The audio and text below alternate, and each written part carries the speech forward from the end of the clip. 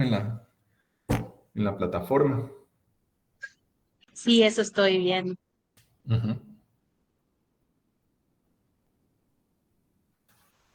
Unos 2, 3 minutitos vamos a dar ustedes y comenzamos.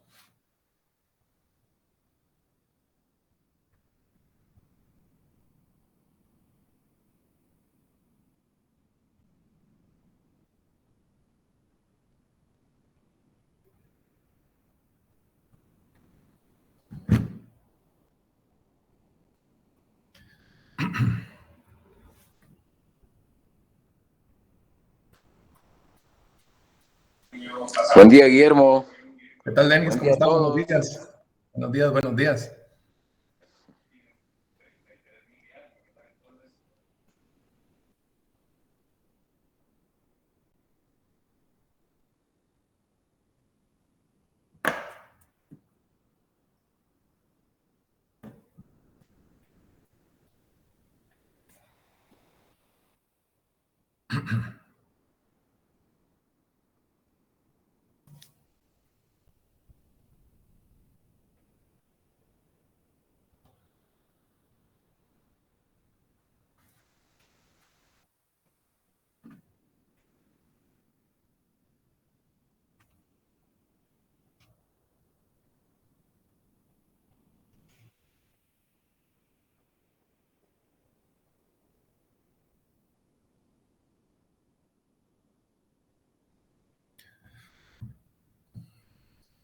A las y 4, si quieren, comenzamos ustedes, que ya está la mayoría adentro. Siempre igual voy a ir caminando ahí con las fotos y como le estaba diciendo a Joab, que la mayoría oyó por ahí, que vamos a tratar de ir avanzando. Tal vez no me voy a tardar tanto en explicarlo unos casos, pero también como le decía a él, a veces es bueno presentar algunos casos porque los temas que estamos viendo son temas de aplicación, ¿verdad? Y tal vez no casos donde esté instalada una infección, pero casos en los que puede pasar. Entonces, por eso es que yo meto algunas cosas ahí diferentes. Yo esperaría que no haya mucha duda en lo que hemos estado platicando. Le mandé a Gaby y me imagino que se los va a pasar a ustedes las diapositivas donde puse lo del trabajo que vamos a hacer. El trabajo es muy como un trabajo en confianza, ¿verdad? Como escribir más o menos lo que uno absorbió y algo que le parezca ahí importante. Y que les puse que no bibliografía, sino que más un trabajo de ustedes de contar más o menos algo por ahí sobre el tema, ¿verdad? Lo traté de poner en la plataforma esta, según yo sí lo agregué a las actividades y no lo voy a revisar en la plataforma porque no estoy seguro todavía cómo manejar algunas cosas para calificación, pero ¿cómo se llama? Lo vamos a revisar en el correo. Vamos a leer ahí los trabajos y de todos modos ustedes, ese es un puntito, ¿verdad? Pero el puntito a veces falta, entonces pónganle mucha atención a esos puntos que se tratan de ganar de una manera, entre comillas, sencilla, porque pues lo tienen que trabajar, ¿verdad? Y cómo se llama respecto a ese puntito, pues ustedes ya llevan una buena parte ganada porque nosotros como profesores pues sabemos el esfuerzo que están haciendo en tratar de estar siempre en la facultad, ¿verdad? Y cómo se llama y tratar de ver cómo se solucionan las cosas. Entonces, ahí va ganado ya una buena parte de ese punto con la asistencia de ustedes y con el estar en las clases, ¿verdad? Pendientes. Que yo entiendo que es difícil, ¿verdad? Eso es difícil. Yo a veces estoy viendo algo y de repente uno está cabeceada, ¿verdad? Bueno, ya más o menos entraron bastantes. Vamos a comenzar. Solo vamos a ver y a tratar de presentar ahí.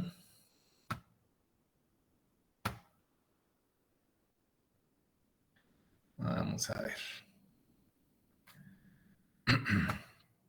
Aquí estoy viendo, hoy sí estoy viendo aquí en el teléfono. Entonces, vamos a ver.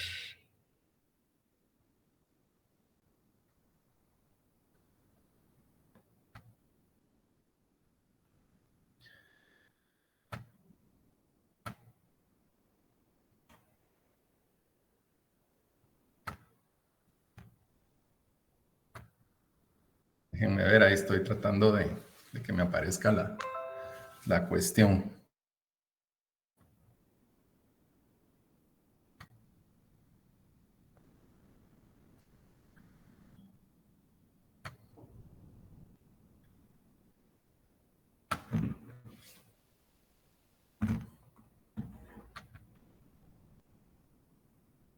Vamos a ver.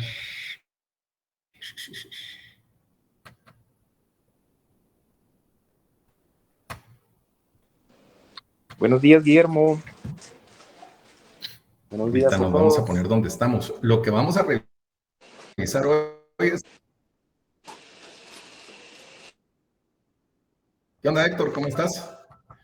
Lo que vamos a Muy revisar bien, hoy es gracias.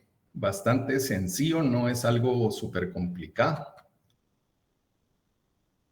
Solo déjenme ubicarme aquí donde vamos a comenzar. Vamos a ver. Bueno, ahí fue donde ahorita que se presente, vamos a ver.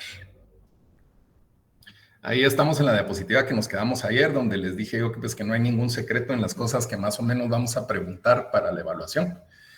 Siempre nos vamos a poner de acuerdo en algo del contenido de los libros y el ofrecimiento que se los dije ya de que cuando tengamos una fecha de examen, hasta donde sé yo, solo déjenme ver si corre esto aquí, sí, hasta donde sé yo, están tratando de tener algunos salones para realizar los exámenes de forma presencial, las evaluaciones.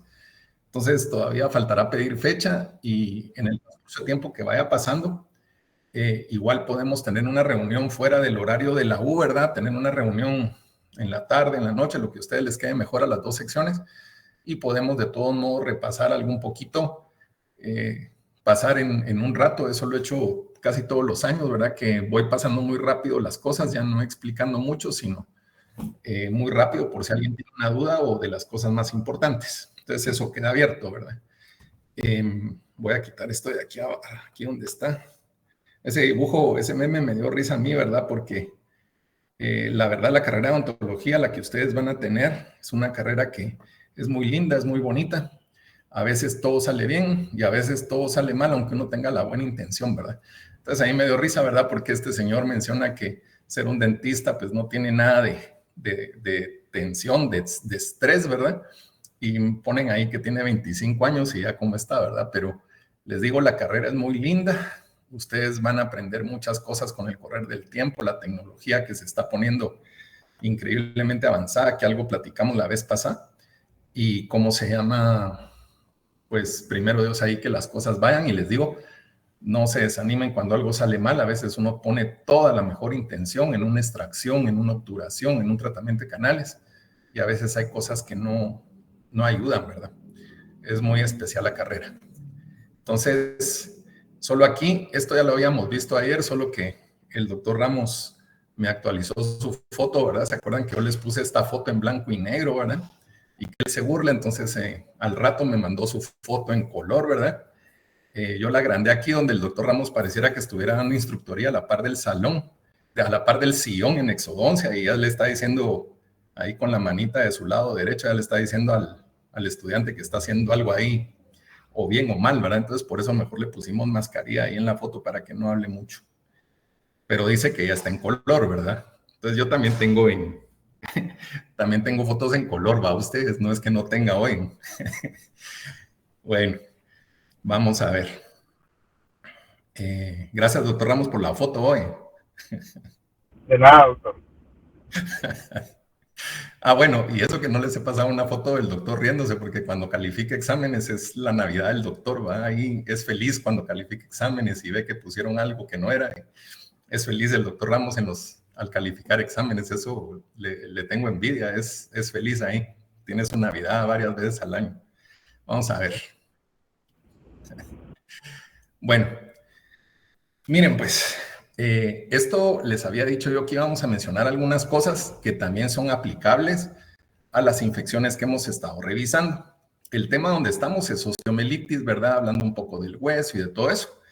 Y probablemente en una infección normal, tal vez no tomen, ¿se acuerdan que hablé de un centellograma y eso? Pues tal vez en una infección como las que estuvimos viendo en las primeras clases, ese examen no va, ¿verdad? Pero en la osteomielitis, pues platicábamos de tomografía, platicábamos de radiografías, platicábamos del centellograma y platicábamos de ese ultrasonido que en estos casos no funciona mucho. Aparte, hay otros exámenes adicionales de diagnóstico que también cuando fuimos hablando de los casos, ustedes vieron algunos resultados, ¿verdad? De unos antibiogramas y que a veces se hacen cultivos. Entonces, aquí es como repetir. Esta es la misma tablita que les presenté casi comenzando el tema. No varía, ¿verdad? Los microbios son más o menos los que usualmente se pueden presentar y lo único que les hacía yo la observación es que tal vez es de los que se presentan con más frecuencia, pero no quiere decir que no pueda haber algunos otros microbios que influyan en una infección o que puedan ser más agresivos. Entonces, en general, dividimos en anaerobios y aerobios. Mencionamos algunos. Esa es pregunta de cajón, ¿verdad? Que yo les pregunte si es aerobio algún microbio que les ponga en la lista o si es anaerobio. Y solo recordar que las infecciones son mixtas. Muchas veces va predominando más alguno que otro, ¿verdad? A veces los anaerobios, por estar en lugares escondidos, ahí en la punta de la raíz o en la profundidad de los planos musculares, ahí entre los músculos, cuando se hacen los espacios. Entonces, que lo tengan presente, ¿verdad? Existen también otras formas, ¿verdad? Muchas veces uno puede mandar a cultivo, ¿verdad? El cultivo tarda varios días. A veces, cuando trabajan en un hospital público, en ocasiones tienen chance de tomar en ese momento una muestra y la ponen sobre un portaobjetos, la llevan al microscopio, la mandan al laboratorio, la miran al microscopio y ahí utilizan una cuestión que se llama tinción de Gram. Entonces, esta tinción se las menciono porque sigue siendo de uso y muchas veces, fíjense que estamos hablando de aerobios y anaerobios, pero aquí les estoy brincando yo con otro término, donde dice Gram positivo y Gram negativo. Entonces, ¿de qué depende si es positivo o negativo? Depende más o menos cómo se coloree el portaobjetos, los microbios. A veces hay un color medio mixto, por lo mismo que son mixtas las poblaciones de microbios. Pero en algunas ocasiones hay gente que tiene infecciones donde el microbio se comienza a volver Gram negativo y a veces es, ¿cómo se llama?, un poco más agresivo el microbio Gram negativo. Para fines prácticos, cuando ustedes mandan una tinción de Gram, esto les sirve porque si ustedes revisan sus antibióticos, a veces dirá que afecta. Fíjense que si ustedes agarran un antibiótico, como les explicará el doctor Cordón después de Semana Santa, a veces menciona ahí contra qué poblaciones de microbios de repente son más efectivos, contra cuáles más, contra cuáles menos. Ahí hay que tener un poquito de cuidado cuando uno lee, por ejemplo, antibiótico de amplio espectro, porque a veces no es de que le pegue a todo, sino que simplemente le pega a unos microbios, a algunos otros, por eso es de amplio espectro, pero a veces pudiera ser que no le pegue al microbio que ustedes quieren, ¿verdad? Siempre, por favor, que no se les olvide que al hacer una extracción, al hacer un drenaje a través del conducto, al hacer un drenaje en la piel, la salida de pus, los lavados que hacen, todo eso cambia un poquito el medio ambiente de la infección y por eso en algún caso les mencioné yo que aunque el cultivo y el antibiograma dijeran que el antibiótico no era tan efectivo, a veces funcionan. Y si uno ve que clínicamente funcionan porque ya lo ayudó uno con los drenajes y lo que hace, o las extracciones, o la instrumentación, entonces uno a veces no tiene por qué cambiar de antibiótico, ¿verdad? Y que muchas veces en la práctica privada el hacer cultivos de estas tinciones a veces es muy complicado, entonces seguía uno más por la clínica y como les dije, a veces es como recetar, entre comillas, empíricamente, porque sí hay una base científica para recetar algunos medicamentos. Entonces, más o menos los Gram positivos se tiñen de violeta, los otros se tiñen de rosa y les puede orientar en algún tratamiento antibiótico. Si fuéramos muy rígidos, más o menos algo así se mirarían los microbios, ¿verdad? Y tampoco es que les voy a preguntar el nombre de este danés que desarrolló esa tinción. Y a veces se ven colores como que se pierden más, que uno puede pensar que no se define bien el color, porque acuérdense que las poblaciones son mixtas. Los cultivos, las secreciones que salen, ¿verdad?, de la boca, muchas veces uno las puede tomar, ¿verdad? Toma uno un hisopo, toma un tubo de ensayo con material ahí para que se pueda hacer el cultivo, se mete el hisopo, se manda al laboratorio, ¿verdad? Se toma la muestra, se va caminando. Esta es una foto ya viejita, ¿verdad? Pero era de donde estaba antes el laboratorio de la facultad. y pues hay unos lugares que se llaman campanas, ¿verdad? Hay forma de esterilizar un poco el aire que está en la campana. Por allá atrás se miran unas salidas que es como para prender una llama, ¿verdad? Como un mechero. Y muchas veces se utiliza para manejar el hacer los medios de cultivo. Y ¿cómo se llama? Y es importante. Y muchas veces cuando ustedes tienen sus cultivos, pues entonces, pónganse, esta es una foto como muy general de esas cajas de Petri, se llaman. Y entonces muchas veces lo que hacen con cosas como esta, que se miran aquí, un alambrito con una cosita redonda, como un asa, a veces agarran los caldos de cultivo y los diseminan en esos medios de cultivo, donde muchas veces los microorganismos comienzan a crecer. Ojo que hacer los cultivos no es lo mismo que hacer el antibiograma. Aquí, lo que ustedes están viendo, si quieren, guiémonos un poco por la que está del lado derecho, donde se mira un crecimiento de microbios, ¿verdad? Yo no sé exactamente qué es el microbio que aquí está creciendo, pero se pueden ver crecimientos en las tablas. Ahí es donde el laboratorio les reporta que el cultivo que ustedes mandaron, ahí predominan algún tipo de microbios y algunos otros en forma escasa. Entonces, ustedes se van orientando. Los cultivos son muy útiles y los antibiogramas, cuando a veces con el tratamiento normal, muchas veces el paciente no cede, ¿verdad? Por ejemplo, en la clínica. Ahora, cuando los pacientes llegan a un hospital, a veces uno tiene oportunidad de tomar muestras desde antes y acuérdense que los antibióticos pueden hacer variar un poco los resultados de los cultivos o los antibiogramas. Entonces, a veces tiene uno formas más puras de la secreción y se logran aislar microbios.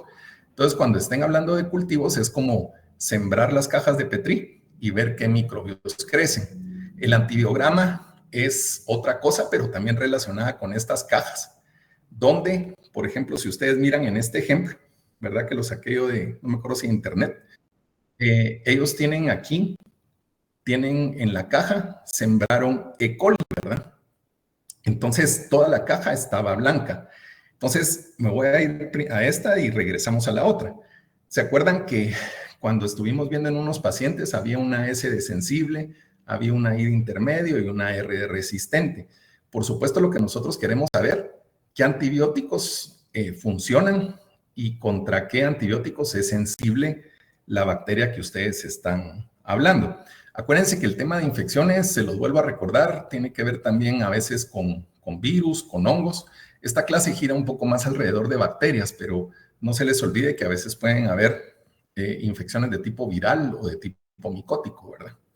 Entonces, hay unos productos que me imagino el doctor Cordón les mencionará cuando los pacientes a veces tienen mayor cantidad de cándida, que es el hongo que normalmente tenemos en la boca. Entonces, si me regreso aquí, hagan de cuenta que estas como pastillitas que están aquí están impregnadas con el antibiótico que ustedes quieren probar. Lo dejan caer en la caja de Petri y pónganse que aquí le pusieron un antibiótico y ese antibiótico no le hace nada a la E. coli, ¿verdad? Entonces, si se dan cuenta, la pastillita cae y no pasa nada. De ahí tiran otra con otro antibiótico y se comienza a ir los microbios alrededor de la pastilla.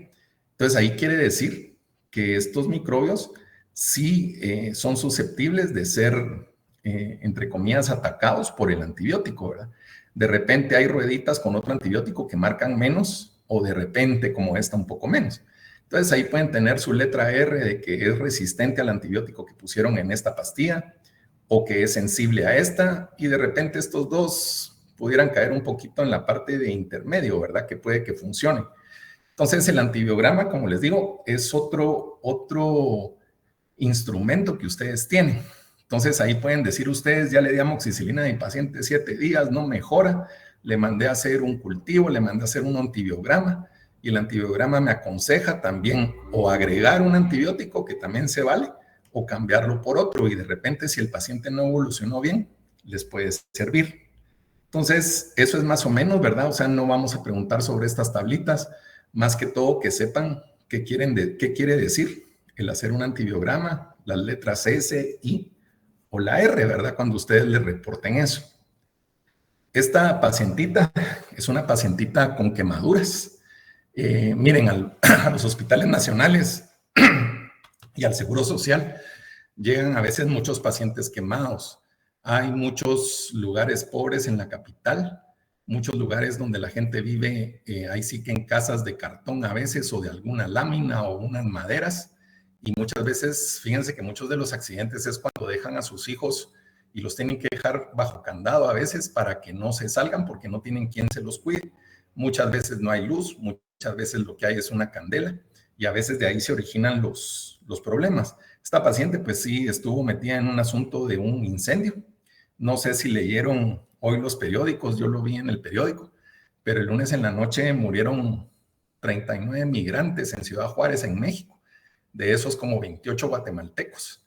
El presidente de México salió diciendo el martes que ellos habían prendido colchones para protestar, pero en los videos que después ya se conocieron, se ve como los policías que están en ese centro de migración y que los tienen adentro de unas rejas, pasan enfrente de las rejas y no les abren los candados. Entonces se murieron quemados 39 personas, ¿verdad? Eso les digo, fue antier en la noche. Entonces, en las quemaduras, fíjense que la persona aquí, por ejemplo, esta área que está por aquí, está un poquito afectada, por ahí abajo de la piel, ella perdió un poquito de materia y estaba un poquito el seno frontal, donde se filtra aire como en el seno maxilar. Y esto que miran ustedes en el cachete es porque a veces los cirujanos plásticos, para ir reconstruyendo, muchas veces meten unas bolsitas que van llenando de agua, les dicen expansores, y la piel va como creciendo. Y muchas veces les sirve para a veces tomar un poco de piel, injertarla por otro lado. No solo se hace en la cara, también en otras partes del cuerpo pueden poner ese tipo de expansores, ¿verdad? Entonces son casos que se ven a diario en Guatemala, ustedes, a diario, a diario.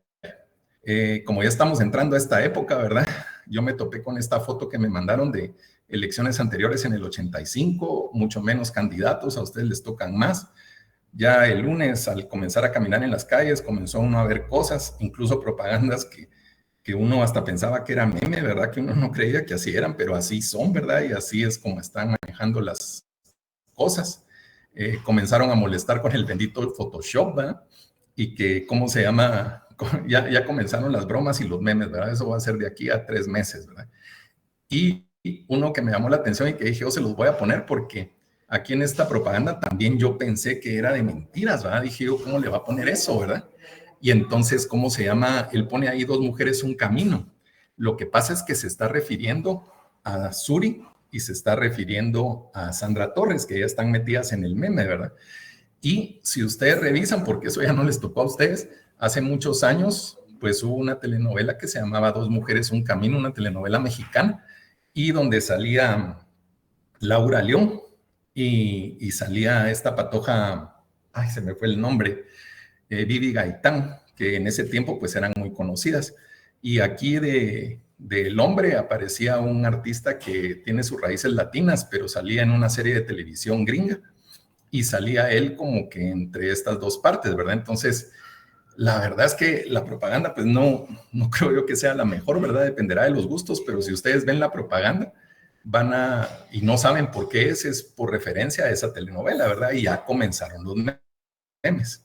Igual, ¿verdad? No hay bromas que perdonen. Y este es un amigo mío que es mexicano, amigo de Chabelo, ¿verdad? Ahí vive en Monterrey.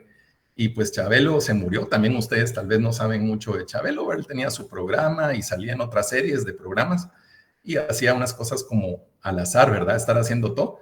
Y también luego le sacaron a Silvia Pinal, que es una artista que en su época muy guapa y dirigía sus programas y aparentemente ya derrotó a Chabelo, ¿verdad? Entonces el ser humano y el guatemalteco es muy dado a eso, ¿verdad? Que incluso ante tragedias, luego se le busca una forma a veces chistosa o agradable al problema y pues así somos, ¿verdad? Ustedes. Y eso no solo en todos lados, ¿verdad? Aquí, si ustedes han seguido las noticias, hay un problema fuerte en Francia por un aumento de la edad de jubilación y pues hay muchos conflictos y uno de los más importantes es que entraron en huelga ¿cómo se llaman? Los trabajadores, los sindicatos de algunos lados. Y, por ejemplo, el de la basura no está recogiendo la basura. Entonces dicen que París está con un olor horrible, montañas de basura, ratas por varios lados. Y los turistas que tenían planificado visitar París, les está costando mucho entrar a las atracciones que querían ver, ¿verdad? Entonces el problema está creciendo, no se ha terminado y se está poniendo bastante violento. Igual como está pasando en Ucrania, a ustedes problemas ahí de todo tipo, ¿verdad? Que en alguna medida pues nos afectan. Este caso, o sea, ahorita hablamos un poquito de de esos métodos de diagnóstico de laboratorio, ¿verdad? Entonces nos vamos a quedar con el antibiograma, con el cultivo, con la coloración de Gram, si es positiva, si es negativa, y que nos va a orientar con los microbios, ¿verdad? Hay libros propiamente de pruebas de laboratorio y todo, que no es el campo de nosotros, ¿verdad? Para eso tenemos técnicos de laboratorio o profesionales en el laboratorio, pero hay libros que hablan del tema y uno puede profundizar, ¿verdad? Para entender todavía mejor esas pruebas. Esta operación es una operación para corregir que esta persona tenía un poquito adelantada su mandíbula. Les digo poquita porque cuando ustedes miren el defecto, aquí se va viendo la cara y todo, pero cuando miran la mordida, apenas están los incisivos superiores atrás de los inferiores, que a veces con ortodoncia le pudieron haber inclinado lo más que pudieran los dientes, sacarlos de arriba. Muchos casos, a veces hay ortodoncistas que lo resuelven aquí así, personas que de repente no tienen dinero para una operación o le tienen miedo a la operación. El asunto es que esta paciente, aquí es donde les digo que se los va a pasar un poquito rápido. Ustedes van planificando, hoy en día hay planificaciones ya por computadora y muchas cosas se hacen con impresoras, las guías para la cirugía. Entonces todo se ha ido modificando, ¿verdad? Esta niña también tenía un defecto en el surco nasogeniano y ¿cómo se llama? Se le pusieron unos implantes, se le tomó un molde a la cara, ¿verdad? Le pone unas pajillitas en la nariz para que respire y le pone alginato y uno puede hacer este molde, ¿verdad? Y se pueden tallar en cera y se hacen. Y luego en los moldes, uno no se olvida de tomar moldes, ¿verdad? Y se hacen unas guías de acrílico. Como les digo ahora, la computadora les imprime a veces las guías quirúrgicas, ¿verdad? Así como se está trabajando con implantes. Y en algún momento, solo esta tal vez le voy a explicar, ¿verdad? Porque si alguien ha tenido curiosidad, no es de que le corten un bloque a la mandíbula, ¿verdad? No es que le corten un trozo y la hagan para atrás, sino que es como cortar de adelante para atrás. Imagínense como cuando ustedes corren la puerta de un ropero, esas puertas que solo las corre uno en el riel de un lado para otro. Algo así se corre la mandíbula, o sea, no es quitar un trozo de mandíbula. Y pues ahí se hacen los cortes, lo voy a pasar muy rápido. Se ponen sus implantes. ¿Y por qué se las pongo? Porque son cirugías, estas cirugías se derivan de lo que el hombre ha ido aprendiendo del trauma y aprendiendo a hacer fracturas planificadas para corregir a la persona, ¿verdad? Entonces ahí izquierda es como estaba, tal vez de frente no se nota tanto. De perfil pues cambia un poco, ¿verdad? A veces la nariz se modifica sin que ustedes la toquen. Y la gente a veces cambia, pero el cambio no es solo estético, sino lo principal es el cambio funcional. Esa se llama cirugía ortognática y se hace con alguna frecuencia, ¿verdad? Entonces, si ustedes miran el resultado, pues fue brincarse los dientes, ¿verdad? Para que estuvieran en una mejor posición y mejor función. Entonces, hay casos como esos, pero les digo, a veces son casos que también el hacer este tipo de procedimientos también a veces puede generar infecciones, ¿verdad? Aquí, este es un caso un poco más severo, ¿verdad? Esta niña tenía un problema, era mucho más distancia la que tenía. A veces hay casos ideales donde se opera arriba y abajo, a veces por costos, como en este caso, la paciente se accedió a un hospital de eventos católicos que era un poco más económico y, ¿cómo se llama? Se operó solo la parte de abajo por un factor económico de ayudar a esta niña a operarse. Entonces, defectos a veces muy grandes, se proponen planes de tratamiento, pero como les digo, a veces el ideal puede quedar por factores lejos de lo otro. Se hacen las guías con acrílico, ¿verdad? O como ahora se hacen y se imprimen. La gente sale un poquito cachetona de eso porque está estirando uno la boca. Y lo que miran aquí en el cachete es porque a veces se colocan unos tornillos y muchas veces se pueden colocar desde afuera. O cuando no cuesta y la boca lo permite, se pueden colocar por dentro, pero son cicatrices que se van relativamente rápido. Entonces, por eso es que miran muchas veces un montón de tornillitos ahí. A veces hay tornillos que se aflojan, hay tornillos que generan algún granuloma, de repente se genera una supuración, de repente el hueso no consolidó donde era, ¿verdad? También a veces puede desarrollarse una osteomielitis y el hueso no consolida como es y se deja al tiempo. Entonces, son casos relacionados, pero me pareció curioso presentárselos porque así tienen ustedes idea de cosas que se hacen dentro del campo de la cirugía maxilofacial. La paciente cambió, hubiera sido ideal operarle arriba, ¿verdad?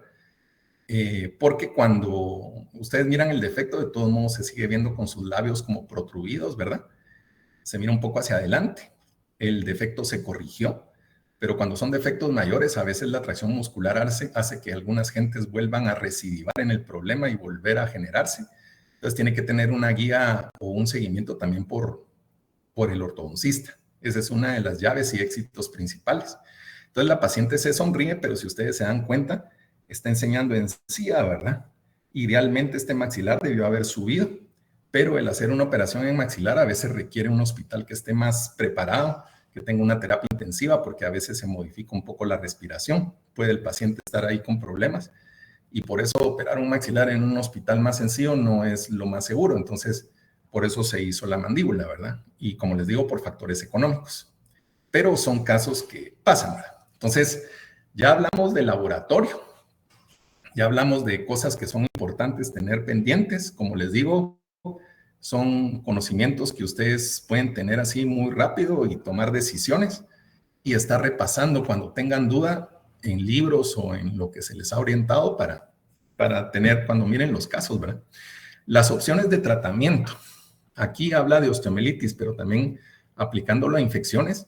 A veces habrán infecciones y la salud del paciente y todo que de repente generen que el paciente mejore únicamente con la receta, ¿verdad? Ustedes recetaron antibióticos, como les digo, a veces empíricamente, entre comillas, porque recetaron los antibióticos de batalla, ¿verdad? Y muchas veces funcionan y hacen lo que les dije de hacer algo adicional, ¿verdad? Para mejorar la situación. Y en algunas ocasiones esas defensas del paciente, que lo platicamos desde un principio, ayudan a que el paciente mejore. Muchas veces necesitan hacer algún tratamiento quirúrgico como los drenajes, como extraer una pieza dental también, o instrumentar como endodoncia, para complementar esa parte médica, ¿verdad? Y sí es un poquito más raro que ustedes solo hagan un tratamiento quirúrgico. Generalmente va acompañado de un tratamiento de antibióticos. Por eso lo importante del tema que viene después. Entonces, por eso les ponía yo aquí, ¿verdad? Antibióticos, de repente internan al paciente, como aquellos casos que vimos, antibióticos IV. Ya vieron que a veces no resultan las cosas y al paciente le puede ir muy mal. Pueden haber incisiones y drenajes, estar lavando. Y se acuerdan que en una clase les dije que lo íbamos a ver más adelante porque yo les hablé de secuestros óseos y les dije que eran pedacitos de hueso que a veces estaban volando en la osteomielitis.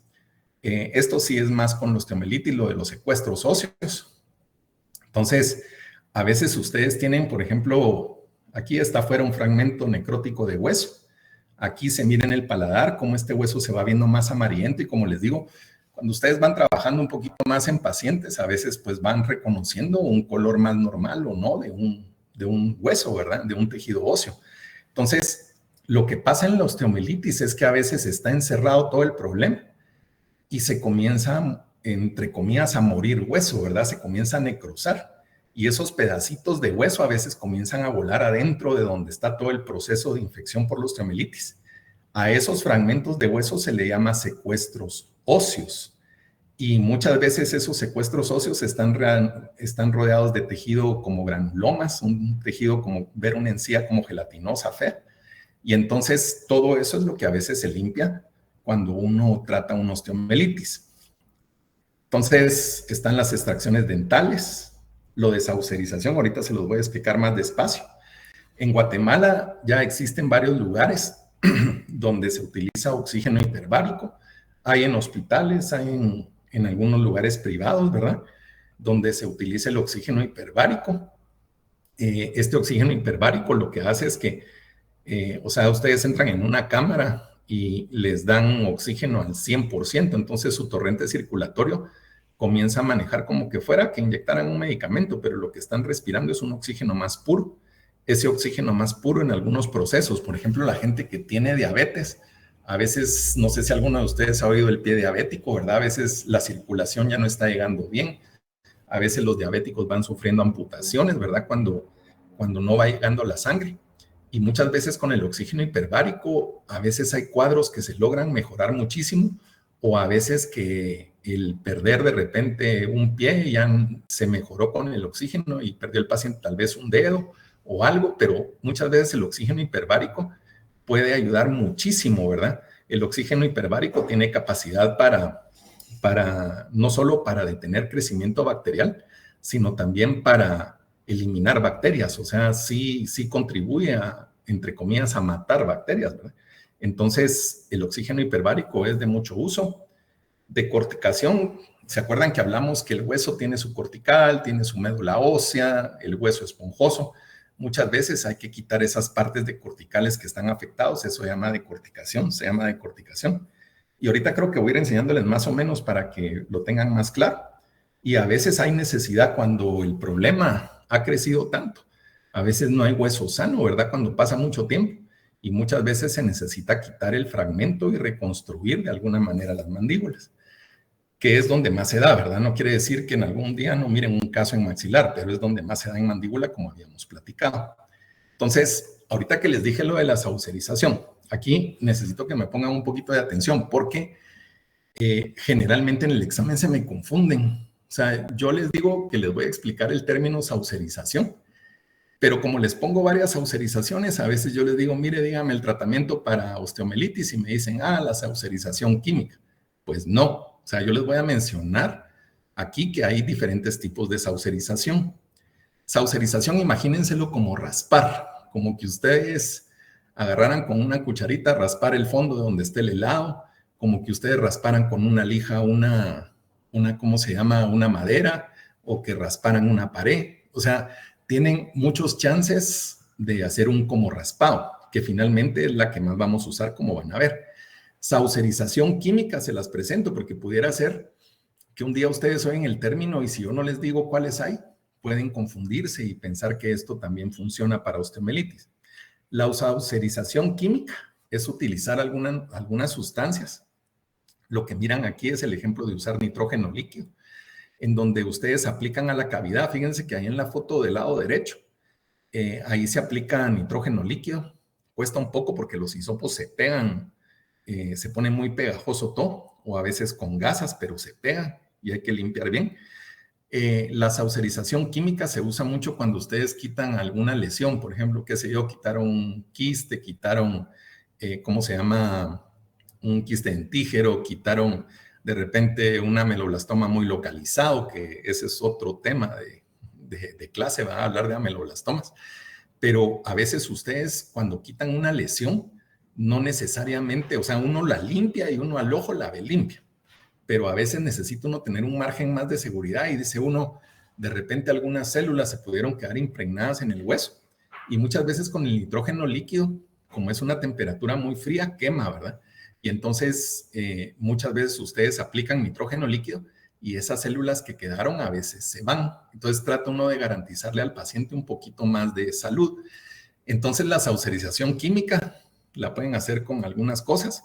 El nitrógeno líquido se consigue de manera muy barata ahí en ¿cómo se llama? Productos del aire, que era antes Fabrigas, ahí cerca del Trébol.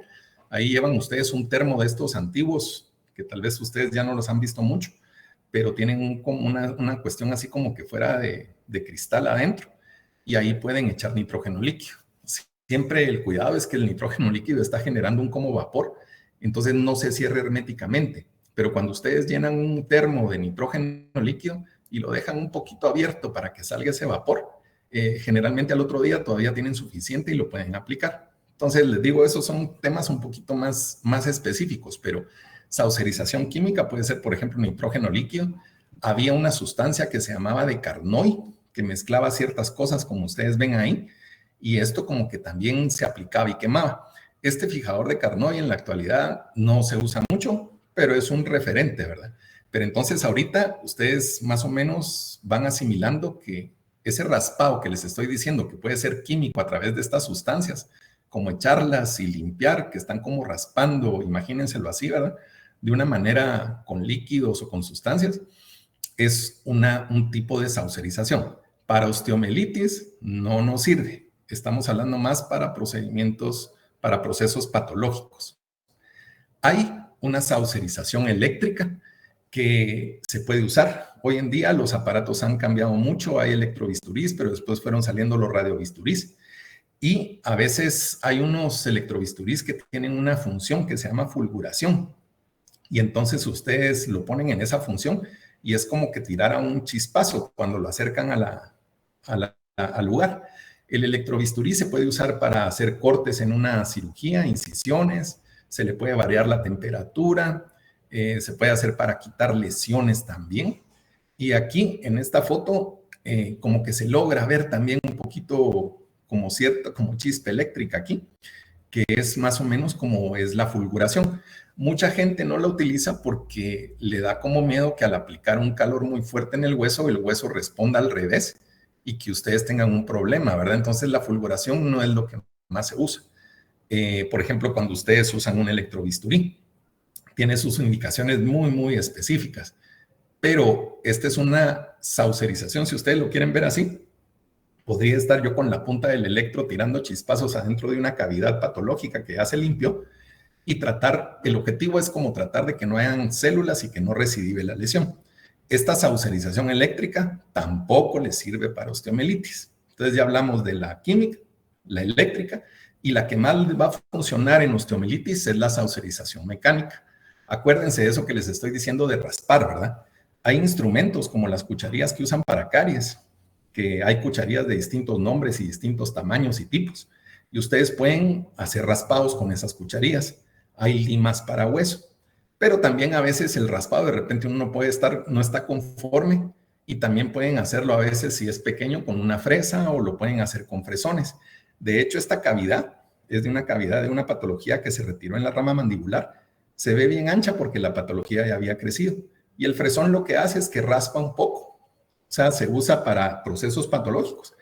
Pero cuando se habla de osteomielitis, esta saucerización mecánica, si no estuvieran viendo el proceso patológico y estuvieran viendo hueso muerto, muchas veces esa saucerización es la que sí ayuda a retirar hueso muerto. O sea, ayuda a retirar hueso necrótico. Entonces, de las 3 saucerizaciones que quisiera yo que les quede claro, lo que más usan es retirar todos esos fragmentos de hueso necrótico con cucharillas, con limas, con fresones, con fresas, para en algún momento llegar. Fíjense que el objetivo de hacer esto mecánicamente en una osteomielitis es ir raspando todos esos secuestros, el tejido granulomatoso, y en algún momento ver que el hueso sangre. En el momento que el hueso ya sangra, uno dice, bueno, dejémoslo aquí y a ver cómo se recupera, pero ya ustedes al ojo están viendo que ya hay sangre que está llegando a ese lugar. Entonces ya comienzan a ver cómo el paciente va cicatrizando. Yo esperaría que les quede claro más o menos eso. Igual vamos a ver unos casos. El oxígeno hiperbárico, les digo, hay cámaras como esta y en Guatemala ahora hay muchos lugares y generalmente traen un espacio para que la gente pueda ver, porque hay gente que padece claustrofobia y es como que los metieran a un sarcófago, un ataúd, ¿verdad? Entonces muchas veces tiene forma de que ustedes miren al exterior para no sentirse tan como encerrados. Igual, si ustedes miran en internet, a veces hay deportistas de alto nivel a los que preparan cuartos donde los sellan de tal forma con plásticos y todo, que el cuarto se vuelve una cámara hiperbárica para que el deportista tenga un mejor enriquecimiento dentro de su plan de tratamiento. Se ha tenido un poquito la controversia si eso no puede ser calificado como un doping, ¿verdad? Así como la gente que se inyecta medicamentos para rendir mejor en el deporte. Se ha cuestionado si el hacer esto con el oxígeno no es hacer un tipo de tratamiento que sea, como les dijera yo, que haga que los deportistas no compitan en igualdad de condiciones. Incluso en algún momento en el deporte, lo que hacían era que le sacaban sangre al paciente, le sacaban una cierta cantidad de sangre, la ponían, la preparaban la sangre, ¿verdad? Y muchas veces la volvían a administrar al paciente antes de la competencia. Y a veces era una sangre que tenían ellos preparada de alguna manera para que fuera una sangre rica en oxígeno y todo eso, ¿verdad? No me lo sé con exactitud, por eso no podría explicarles bien, pero también se cuestionaba si eso, aunque fuera su misma sangre del deportista, no era un tipo de algo malintencionado o algo que favoreciera y que fuera catalogado como un doping, ¿verdad? Entonces las cámaras, miren, así como se mira la de la derecha, a veces lo hacen en cuartos completos y lo pueden hacer, ¿verdad? Para ver al paciente. Cuando les hablaba de la reconstrucción mandibular, este no es un caso de osteomielitis, es un caso de una ameloblastoma. Esta es una paciente del Hospital Roosevelt que vimos juntos con el doctor José Molina, que él trabaja en la Francisco Marroquín, y cómo se llama, hermano de la doctora Marisabel Molina, que trabaja en operatoria, no sé si la han conocido, pero ustedes tienen al paciente y Aquí es por fuera, ¿verdad? Y se mira la rama mandibular, tal vez bastante conservada, no está tan destruida, y tenía un ameloblastoma, y el ameloblastoma obligaba a retirar todo el fragmento de la mandíbula, ¿verdad? Se tienen que tener aditamentos extras para reconstruir. Hoy en día, con las impresoras y todo lo que hay de tecnología 3D, muchas veces escanean al paciente. Si esta mandíbula estuviera muy destruida, a veces el aparato les puede poner la mandíbula que está sana del lado donde está el problema, les puede imprimir una mandíbula del otro lado, y muchas veces todo el tema de contornear estos aditamentos metálicos a veces se puede hacer ya desde antes, porque ustedes tienen la mandíbula del paciente en la mano y no tienen que estar batallando mucho en el quirófano. Y así hay como se producen varios tipos de prótesis hoy en día, ¿verdad? Entonces, a la paciente se le contorneó la plaquita para tener más o menos idea de la forma de la mandíbula. Se le retira el fragmento con el ameloblastoma, que es mucho más extenso de donde está localizado el ameloblastoma. Se le quita, ¿verdad? Y ustedes miran ahí todo el pedazo que quedó ya sin hueso. Y ya después de eso se le pone la placa. Esta paciente no solo se queda así, ¿verdad? En un tiempo se le quitó el ameloblastoma, no se injertó de una vez porque, ¿cómo se llama? Había cierta comunicación a boca y el miedo era que se contaminara por saliva y por bacterias de la boca. Entonces se dejó cicatrizar con esta placa un tiempo, como 3 meses.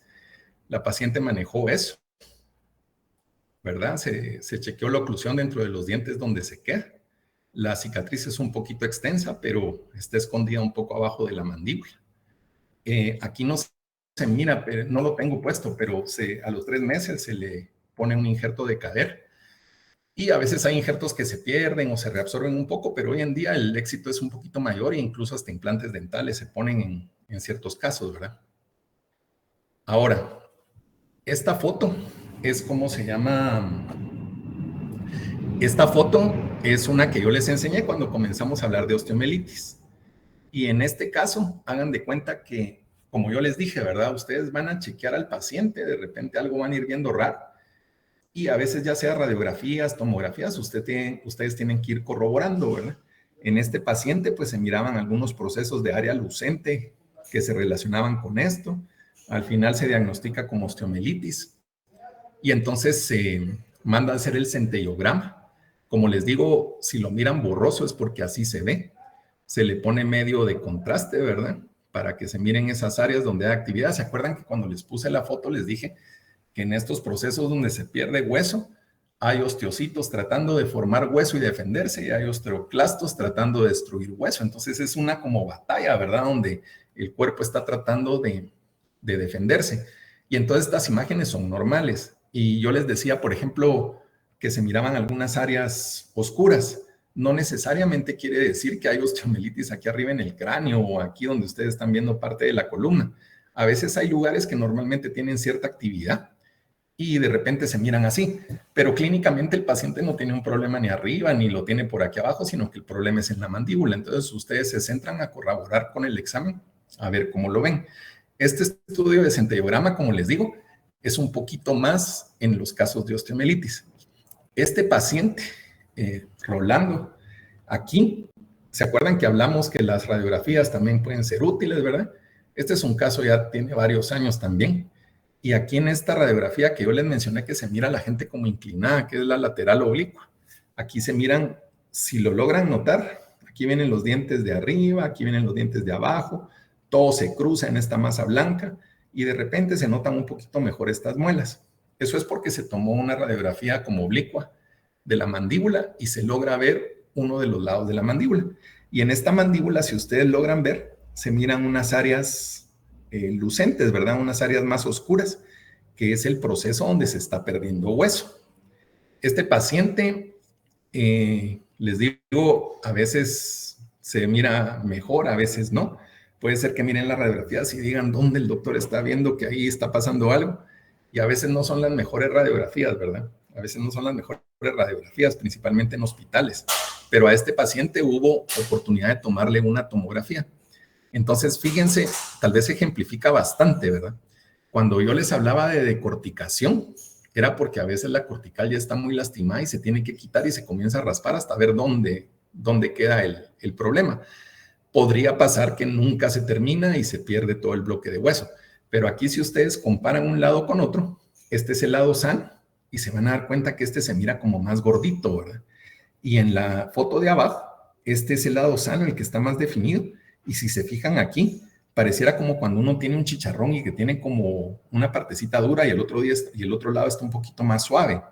Entonces, se hace una como capa, ¿va?, de tejido óseo que ya no es sano. Y ese es el que hay que raspar. A la hora de rasparlo, generalmente se va a la cortical, ¿verdad? Se limpia un poco por dentro también hasta donde llegue el daño y hasta donde comience a sangrar. En este paciente, por cómo estaba clínicamente, se pensó que se iba a perder todo. Sin embargo, quedó una parte de la cortical lingual, de la parte basilar de la mandíbula, y se pudo manejar así. Pero miren, ahí en estas otras también van a notar lo mismo. Entonces, aunque ustedes no supieran mucho de ver osteomelitis o no supieran mucho de cómo interpretar una tomografía, sí es muy claro que hay un lado que se mira mucho mejor, ¿verdad? Y el otro lado se mira mal. Y tiene que tener correlación con el lado que tiene el paciente el problema, ¿verdad? Las tomografías no se extrañen. A veces de repente la R de derecho está de este lado y uno dice, puchica, pero yo estoy acostumbrado a que el derecho lo miro aquí. Y que si el derecho es este, ¿verdad? Y que uno al ver al paciente dice, ah, ese es su lado izquierdo, pero no. Fijar igual en las cosas, ¿verdad? Vamos a ver. Miren, esta es bien representativa, ¿verdad? Este es otro tipo de proyección de una tomografía. Las tomografías pueden verlas ustedes como ver de frente a un paciente, como verlo de lado, como verlo desde arriba. Entonces hay diferentes cortes para ver una tomografía. Y fíjense ¿verdad? Es como que ustedes estuvieran, ya sea desde arriba de la cabeza o viendo desde abajo del cuello, ustedes mirarían esta imagen y miren cómo se mira todo esto.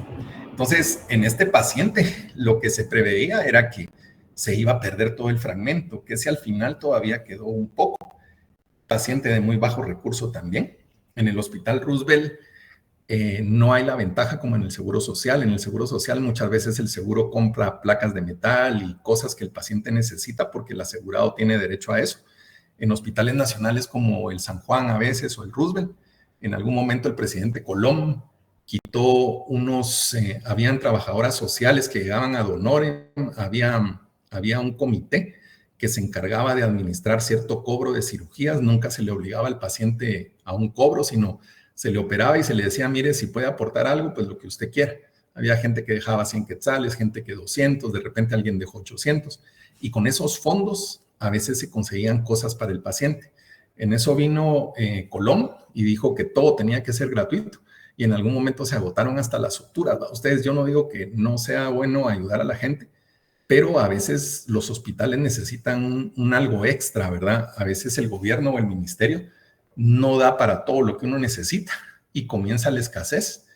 Incluso en México, que pareciera que estuvieran mejor, también han tenido una época bien difícil, donde incluso si ustedes le hacen una receta al paciente para que vaya a comprar a la calle sus pastillas, a veces pueden tener un problema legal porque supuestamente no se le debe decir al paciente que compre nada. Entonces se ha vuelto bien difícil, ¿verdad? Y todo lo que se necesita para las operaciones. Entonces en el Roosevelt, si el paciente no tiene plata, el con haber conseguido una placa para él, para este paciente, de repente hubiera sido bien difícil. Gracias a Dios salió solo así. Y esta es su, ¿cómo se llama? Su centellograma. Les voy a quitar esto de aquí. Esperen. Esta foto ya se las había puesto y fue cuando les dije, miren, si ustedes miran esa foto, se hacen a la idea que toda la mandíbula está mal, ¿verdad? Ahí hay un intercambio de hueso muriéndose con hueso que está tratando de recuperarse. Y miren cómo está toda la mandíbula tomada, ¿verdad? Entonces, este paciente, que es el que hemos estado viendo, si ustedes leen las letras, las van a ver muy claras, ¿verdad? Ahí está el apellido de Rolando, ¿verdad? Tumax. Y todo esto se mira borroso, pero como les digo, así se mira una centellografía o también que le dicen centellograma. Pero ya cuando lo miran, porque no deben de dejar de ver de distintos lados, cuando tengan duda en un caso, puede ser una radiografía periapical, y de repente tienen duda, no se dejen ir solo con la periapical. De repente, solo con una periapical, de repente toman otra y angulan diferente los rayos y tratan de ver si las imágenes se repiten, ¿verdad? O tomar una panorámica donde hay duda, corroborar con una periapical o de repente ahora con las tomografías, pero traten de corroborar siempre porque si ustedes se van con esta imagen nada más, pueden pensar que toda la mandíbula está mal, ¿verdad? Claro, clínicamente se dan cuenta que no, y por eso en la imagen que está acá se mira cómo el daño viene en todo ese lado de la mandíbula, pero más o menos ya llegando a la línea media o por esta parte de canino será, ya no, ¿cómo se llama? Ya el daño se está limitando. Entonces, es importante el objetivo, ¿verdad? De que ustedes miren eso.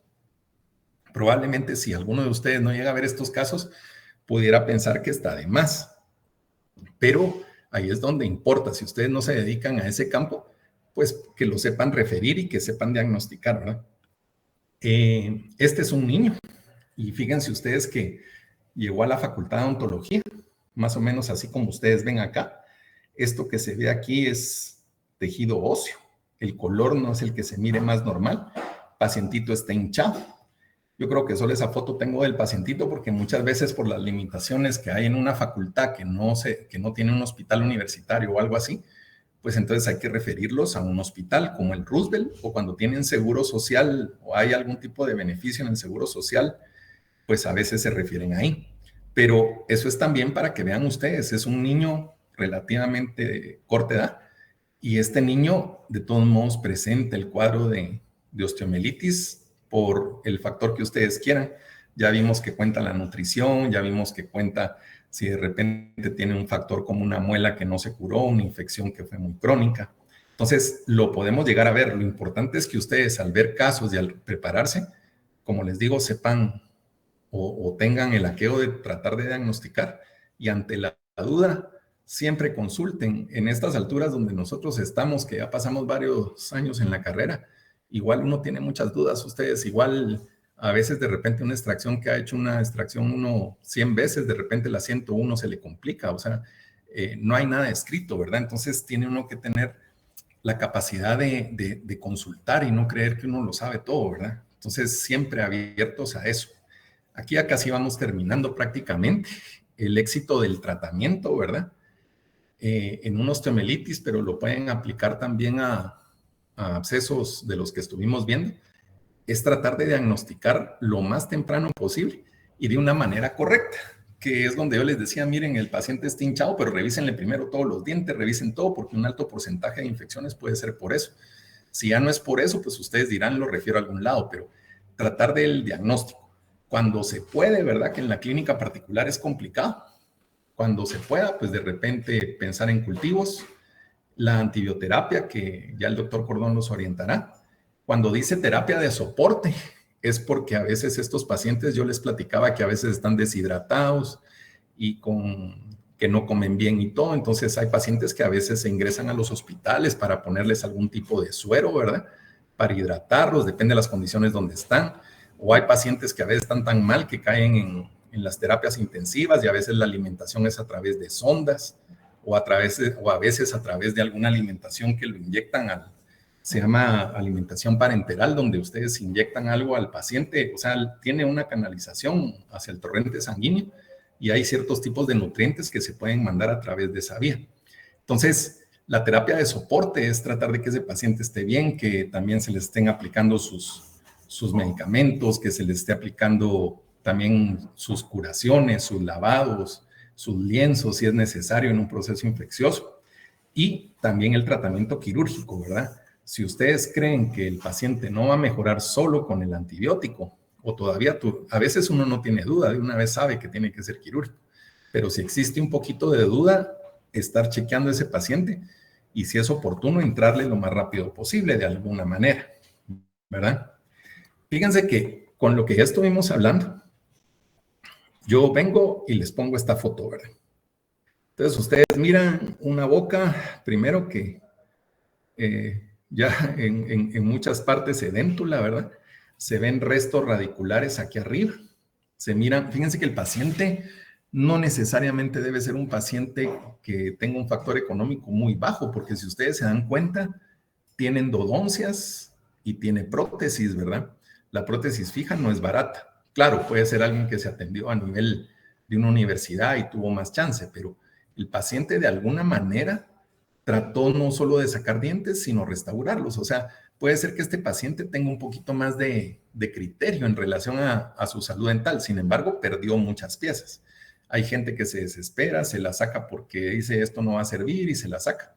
Y entonces ustedes ven este paciente y ven esta área que está aquí. Entonces, con lo que hemos estado hablando, pero fíjense por qué es que uno se puede confundir. Uno no puede emitir el diagnóstico solo viendo radiografías, ¿verdad? Los radiólogos a veces ven de más, le dicen a uno un montón de cosas que nada que ver. Cuando uno ya lo relaciona con la clínica y sabe cómo está el paciente, a veces el radiólogo puede decir cosas que a uno no le parecen. El radiólogo está viendo imágenes, les va a orientar muchísimo, pero ustedes necesitan tener su clínica, ¿verdad? Tener el apoyo de lo que hacen en la clínica. Entonces, este paciente, ¿cómo se llama? Ustedes miran eso y miran esa resorción de hueso, miran esa área lucente, miran como un hueso un poco más poroso ahí en medio y dice uno, a la gran, eso es lo que el doctor nos estuvo hablando de osteomielitis. Pues no, ¿verdad? Este paciente, esta radiografía que vimos antes, es este paciente. Y este paciente, pues ahí se ve un pedacito de hueso y como que no cicatriza. Muchas veces el paciente puede tener algún tipo de secreción. La cosa es que se le toma su radiografía y por supuesto que la pueden completar, ¿verdad? No solo una panorámica, sino tomar tomografías y todo.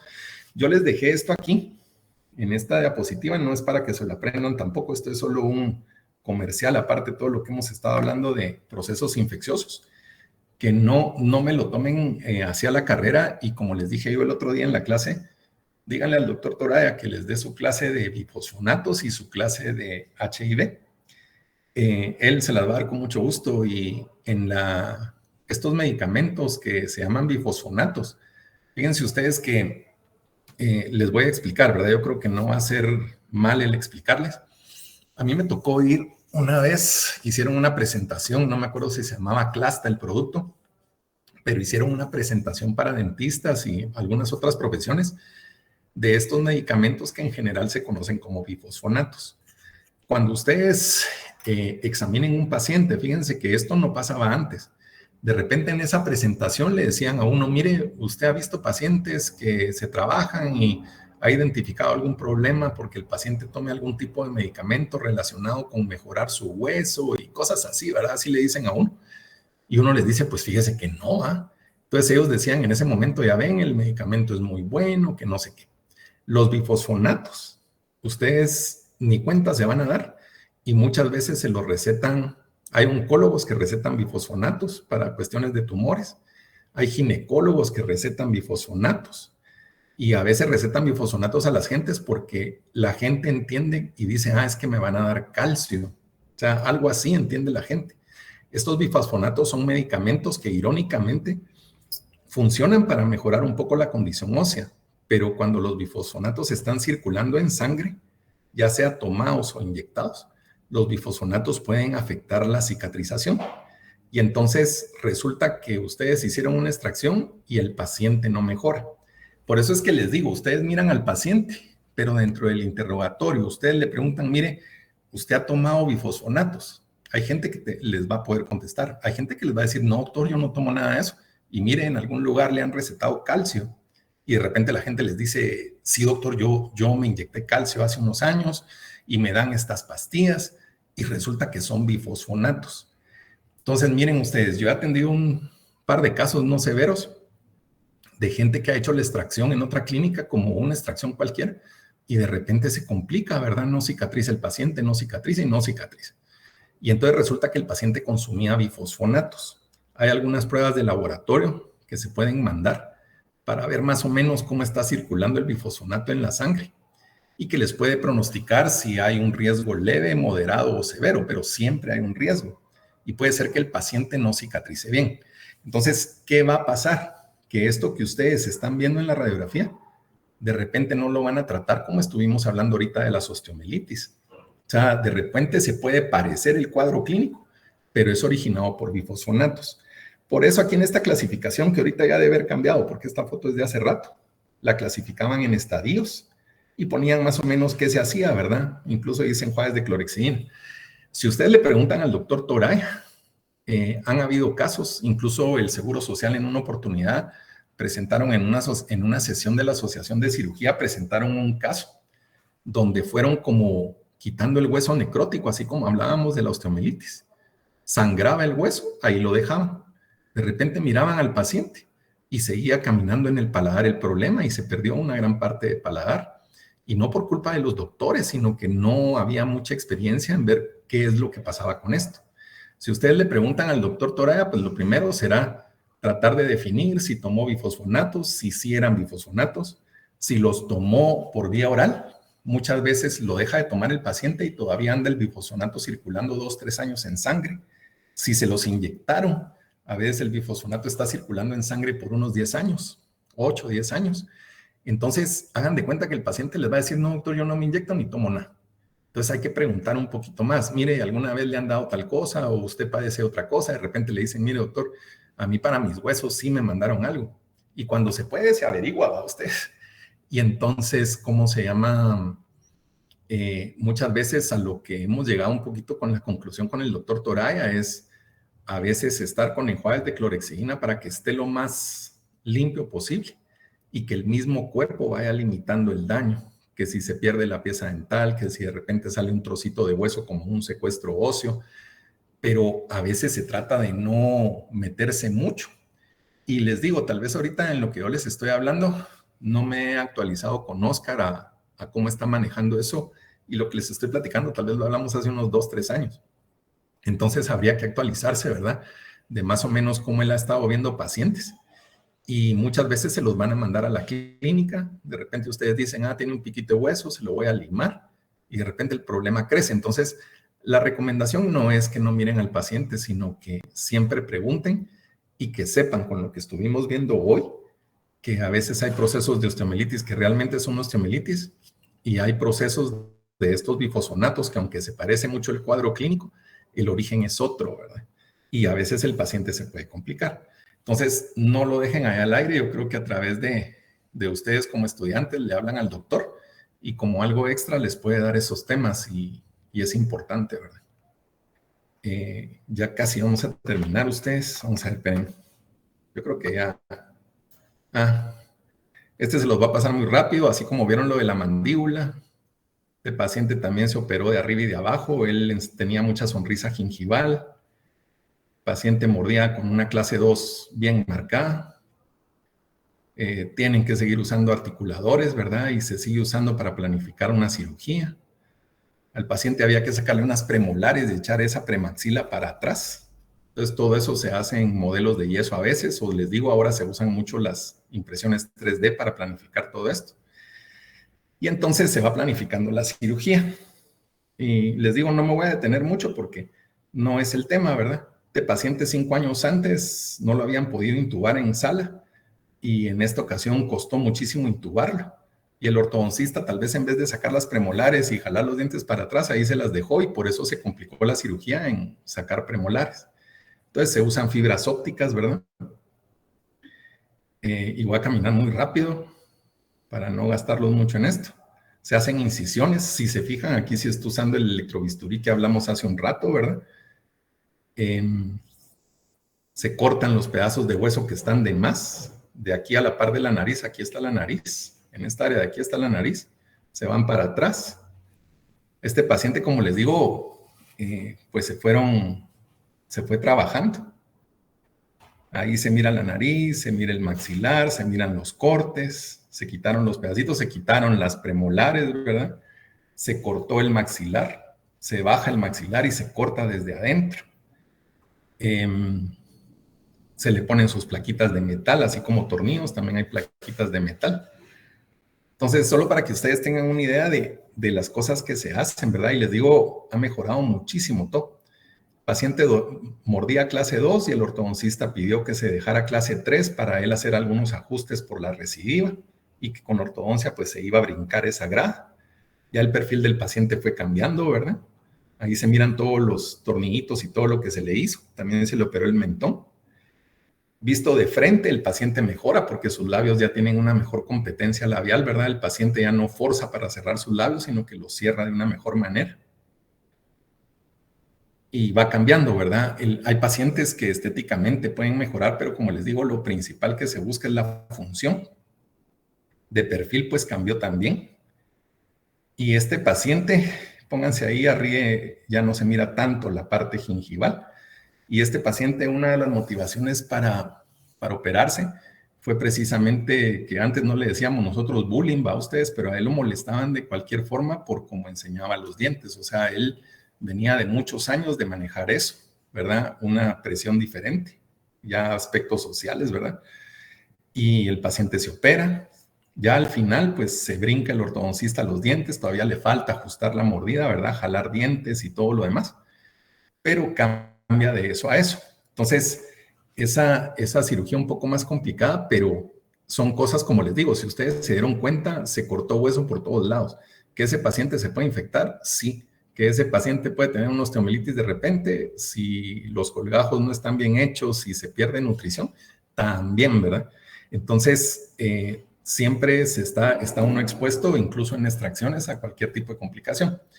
Esto que les voy a enseñar es porque, así como les enseñé de una navaja entrando y todo por ahí, pues también en Guatemala es súper común lo de los balazos, ¿verdad? Esta colección de balas, yo me imagino que ahora ya es más grande, pero hace muchos años, el doctor Asensio, que está en el área de OSP, de él es esta colección de balas. Yo me imagino que ya debe tener más él ahí. Él practica el deporte de tiro ahí en ciertos lugares que hay para eso. Y pues él tiene su colección de balas. Entonces, los proyectiles, las armas de fuego, pueden generar mucho daño también en los tejidos, pueden destruir una mandíbula. Hay balas de las que ustedes quieran imaginarse, balas que son expansivas, que entran y todavía hacen más daño adentro. Entonces, yo no sé mucho de proyectiles, ¿verdad? De saber ya más de cada tipo de bala, pero las balas son algo que puede hacer mucho daño, a veces pequeño, ¿verdad? Si ustedes miran este paciente, pues tuvo suerte, porque este es paciente del Roosevelt, este paciente no tenía fracturas. La bala llegó por ahí, pero tal vez ya había perdido fuerza, qué sé yo, rebotó, no sé qué pasó. Y la misma bala se le sentía el bulto a él, ¿verdad? Entonces prácticamente era una pequeña incisión para que solito saliera el plomo. Y entonces la bala salió. Pero miren, por ejemplo, a veces destrucciones como estas, ¿verdad? Que a veces tienen comunicaciones con cavidad oral, con la saliva, con todo, ¿verdad? Son fotos a veces un poquito fuertes, pero es lo que pasa todos los días acá. A veces hay gente que también, cuando ustedes leen de gente que se dispara, hay gente que se pone un rifle abajo de la mandíbula o se ponen en la cabeza y muchas veces no toman en cuenta que a veces la pistola o la escopeta o lo que usen, a veces da una patada, ¿verdad? Entonces, en vez de pegarse bien donde se querían pegar, de repente se pegan en otras partes y se mutilan, ¿verdad? Y de todos modos no se mueren porque muchas veces las estructuras, aunque el paciente sangritó, las estructuras vitales están a veces un poco más profundo. Entonces, hay daños muy severos, pérdida de cosas, pero también así.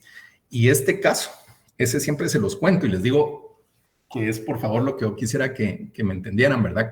O que yo les pueda explicar, mejor dicho, que no es por ser aparatoso en las fotos, sino que desgraciadamente es lo que se vive en este país. Si ustedes trabajan en un hospital público, o sea, si trabajan a nivel privado, de repente algo habrá por ahí, que el accidente, que no sé qué, pero en los hospitales públicos, usualmente los pacientes son así de diario que llegan muchos casos, más cuando hacen ahora residencia de maxilofacial que hay en el Roosevelt y en el Ix, se van a topar con casos, ¿verdad?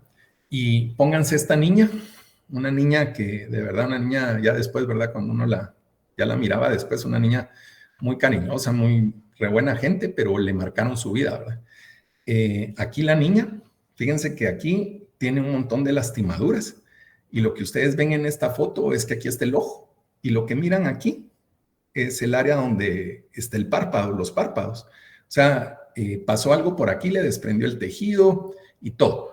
La mamá nunca dijo nada malo, lo que dijo fue que la niña le había atropellado un carro y que le había pasado eso. Primero que nada, ustedes revisan a la niña y resulta que la niña no tiene ni raspones en las manos, ni raspones en las piernas. O sea, ¿cómo le va a hacer un daño así un carro que la tire al asfalto y no le lastimó nada más, verdad? Al final, la señora fue contando que por un problema de tierras, que es súper común aquí también, ¿verdad?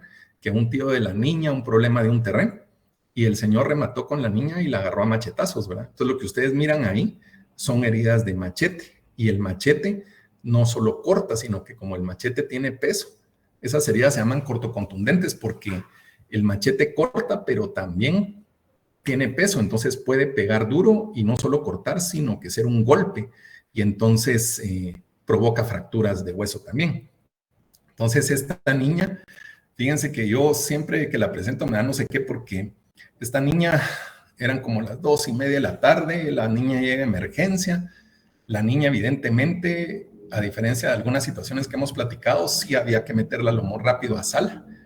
A esa cirugía no entra uno nada más porque uno no se lo sabe todo, como les dije.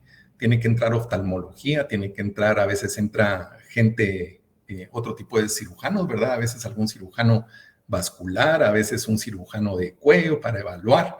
El asunto es que esta niña ya en el quirófano, pues, ¿cómo se llama? Aquí está con los campos de quirófano y está bajo anestesia general. Si ustedes miran aquí el tubo, se tiene que limpiar muy bien, ¿verdad? Y el ojo sigue ahí, ¿verdad? El otro ojo, pues gracias a Dios no lo lastimó, pero miren la nariz, miren cómo está todo ahí, ¿verdad? La niña se reconstruye. Fíjense que ya en el posoperatorio inmediato, porque aquí todavía está en el quirófano, se comienza a poner esto oscuro, ¿verdad? Entonces, aquí cirugía plástica, o sea, esta botanología, cirugía plástica, cirugía maxilofacial. Como les digo, alguien evaluó el cuello, pero aquí se sutura de la mejor forma posible. No sé, ¿verdad? Ya regresando en los años, de repente, tal vez alguien hubiera previsto algún tipo de aporte sanguíneo si se hubiera podido, ¿verdad? Algún tipo de llevar algún tipo de irrigación. El asunto es que la niña se comienza a poner así, por dentro de la boca. Hagan de cuenta que no estaba, aquí no se mira muy bien, pero no estaba todo el fragmento del maxilar izquierdo. ¿Cómo se llama? Se perdió el maxilar izquierdo, ni las piezas que hubieran de leche, ni las permanentes, ni nada, ¿verdad? Entonces, la niña después pierde el ojo porque se hizo una necrosis, ¿verdad? Se hizo una necrosis y la niña pierde el ojo. Esta niña, pues, es candidata a una prótesis, ¿verdad? Miren las cicatrices, miren cómo la marcaron, yo creo que tipo 8 años. Y si ustedes miran aquí, ¿se acuerdan que hace un ratito les platiqué? Pues aquí ya le metieron algún tipo de bolsita para irla llenando de líquido y que la piel crezca, porque el objetivo de hacer crecer este tejido aquí es poder ver si se puede injertar aquí arriba para hacerle unos párpados y poder meter una prótesis. Y todo eso ya es campo, pues, de otras especialidades, ¿verdad? Pero la niña súper cariñosa, ella llegaba, ella lo abrazaba a uno. La niña, de verdad, miren ustedes, lloran sangre esos casos a veces, ¿verdad? Pero como les digo, el tema no es ser como sensacionalista, sino el tema es que esta es la realidad en Guatemala de todos los días, ¿verdad? Y aquí sí creo que ya voy entrando a lo último, porque ya casi vamos a terminar con el periodo.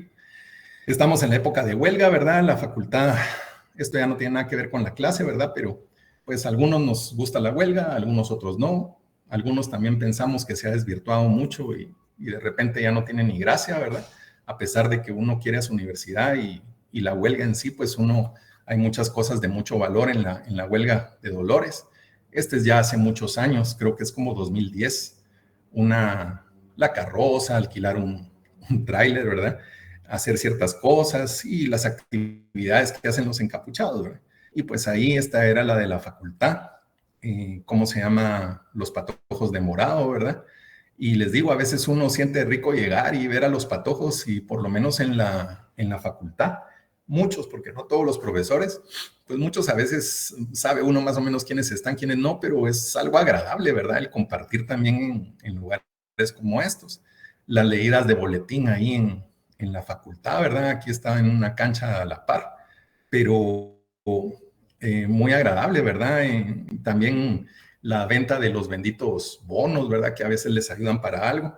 Y lo que yo sí les puedo decir de los subhonorables que han, o honorables comités, como les dicen, honorables subcomités, le dicen ahora, nosotros les decíamos subhonorables, es que el de la facultad muchas veces pedía incaparinas, pedía cosas, se guardaban, se les prestaba dónde guardar. Habían profesores que alegaban de que por qué se les guardaban cosas en un lugar, pero se les guardaban cosas y muchas veces se iban, no me acuerdo si 2, 3 veces se fueron a Izabal y lo iban a repartir todo lo que habían juntado, lo iban a repartir a un hospital. O también en las últimas épocas, también de repente publicaban que se iban a hacer jornadas de exodoncia y trataban de tener fondos para las jornadas. Y aparte, pues que la vida estudiantil es muy alegre y pues el ir a un lugar a veces también hace compartir cosas, ¿verdad? Pero yo en lo personal, pues respetando la opinión de los que no, pues los patojos encapuchados de la facultad siempre, pues yo les tenía un aprecio muy, muy fuerte, ¿verdad? Y tratar de entender estas actividades. Aquí ya vamos a terminar. Aquí está el doctor Cordón. Él es el que va a comenzar con ustedes regresando de Semana Santa, y pues también a veces ahí en el quirófano, el doctor por estas épocas se ponía su gorrito, no sé si todavía existirá el gorrito, y la chalana aquí, ¿verdad? Entonces, él es el que comienza. Esta foto ya es muy vieja, va ustedes, ya el pelo ya va estando más blanco, ¿verdad? Pero créanme que la actitud de los profesores de cirugía es una actitud buena, tratando de que ustedes, pues ahí se formen. Ahí a alguien por ahí le decía yo que este parcial, y a veces molesto con eso al doctor Ramos, es un parcial para que ustedes saquen una muy buena nota. No se les va a preguntar algo espacial porque el tema no tiene que ser tan espacial. A mí me llena mucho que en su momento tengan, ¿qué les dijera yo? La capacidad con los años de que tal vez si les metí un cuadro con 100 nombres, eso se va a olvidar a la semana, ¿va? Pero que de repente por las fotos y todo eso les quede un poquito el conocimiento y que lo refresquen cuando sea necesario. Entonces yo siempre, a mí me gusta cuando me sacan 100. Al doctor Ramos a veces me alega, pero tampoco es que el doctor Ramos sea malo a ustedes. Lo que pasa es que nos molestamos así. Yo gozo cuando me sacan 100 y ¿cómo se llama? Y yo espero que saquen una buena nota. El tema de antibióticos, de analgésicos, es un tema más pesado. Se presta un poco más a no aprender algunas cosas con detalle, de que no se quedan algunas dosis, ¿verdad? Entonces, son temas un poco más complicados en ese sentido, que de todos modos son importantes y los tienen que aprender. Y a veces allí mis compañeros, los profesores, ¿verdad? Tanto el doctor Cordón como el doctor Cheu, que les toca dar el tema, pues es complicado porque a veces es más fácil para mí pasar un tema en el que puedo pasarles fotos, que puedo contarles de casos, a temas donde se habla mucha dosis, muchos números, mucho cálculo. Entonces, pónganle mucha atención a este parcial les ayuda mucho en su zona y, y vamos a tratar de estar ahí. Entonces, yo voy aquí se termina la clase, este tema. Por favor, no lo dejen ahí, por favor, me hablan ¿cómo se llama? Me hablan si quieren que repasemos antes del parcial, ¿verdad? Y pues ahí lo vamos a dejar.